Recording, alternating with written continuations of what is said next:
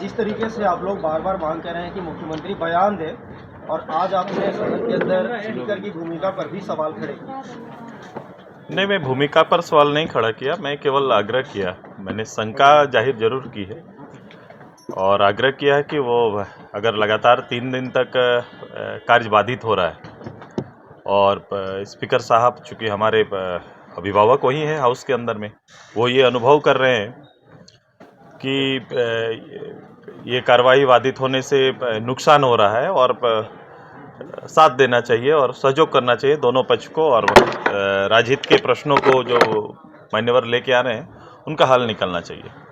तो मैं यही आग्रह किए, उनके पास वो शक्तियाँ हैं कि जब राज्य के अंदर या फिर हाउस के अंदर जब ऐसी परिस्थितियाँ उत्पन्न होती है तो वो दल के या विपक्ष के या पक्ष के लोगों को एक साथ बैठा के कार्यमंत्रणा बुला सकते हैं। मैंने यही आग्रह किया, कार्यमंत्रणा बुलाना चाहिए। अगर उनको ये पीड़ा है कि इससे दिक्कत हो रहा है तो वो अपने शक्ति के अधीन उनको एक पहल करना चाहिए ताकि उसका कुछ रास्ता निकल सके। यही आग्रह मैंने किया है। सर, क्या मानते हैं आप कि उनकी कुर्सी दाहिनी और कुछ ज़्यादा झुकी हुई है? मैंने मजाक से ये बात कहा है।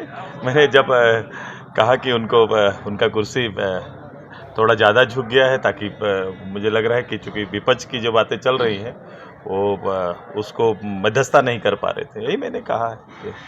ठीक है लेकिन सर, क्या लगता है लेकिन अब इस गतिरोध का अंत कैसे हो? मुख्यमंत्री बोल नहीं रहे हैं, आप लोग मतलब बीजेपी सदन चलने नहीं दे रही है। जवाबदेही सदन नेता की है। इस हाउस को बेहतर चलाने का अगर विपक्ष की ओर से मसला आएंगे, सवाल खड़े होंगे, इन विवाद को समाप्त करना तो उनका पहल करना चाहिए, उनको समय देना चाहिए सदन के अंदर में। मैं ये भी आग्रह करूंगा कि उनको समय देना चाहिए, और समय देंगे तो विवाद के महत्व को ज़्यादा समझ पाएंगे। ऐसा थोड़ी है जो लोग विपक्ष के लोग हैं उनके अपने मुद्दे नहीं है, अपने क्षेत्र के बहुत सारे मुद्दे हैं, लेकिन उनको तिलांजलि दे रहे हैं और राज्य के बड़े मुद्दों को सामने लेकर आए हैं।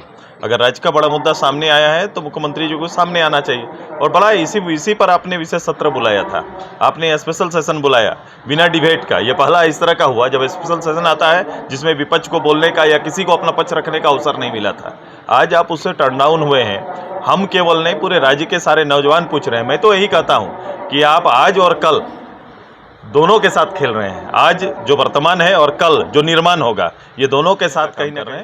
इसलिए आग्रह है कि सदन नेता को आके इसका जवाब देना चाहिए। लेकिन सरकार के मंत्री तो बोल रहे हैं सर 60-40 जैसा कुछ हुआ ही नहीं है। कैबिनेट के फैसले को लेकर मैं भ्रम पर रहता तो पहला दिन आपको हमसे पूछना चाहिए था, आप क्यों ये बात बोल रहे हैं। आपने जरूर कैबिनेट के उस निर्णय को देखा होगा जिसमें उन्होंने विलोपित किया है जो उन्होंने नियम लेके आया था स्थानीय नियोजन के लिए, मैट्रिक की अनिवार्यता को जो उन्होंने शर्त बनाया था उसको उन्होंने विलोपित किया। कैबिनेट के में गए और उन्होंने उसको विलोपित किया है।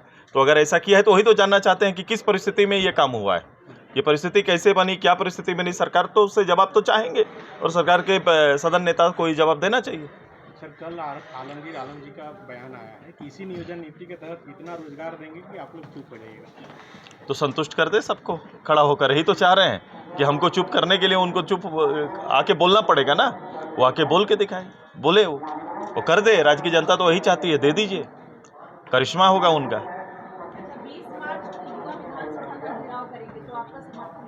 ये बिल्कुल से जो भी इस लड़ाई में हैं उनके साथ हम लोग हैं।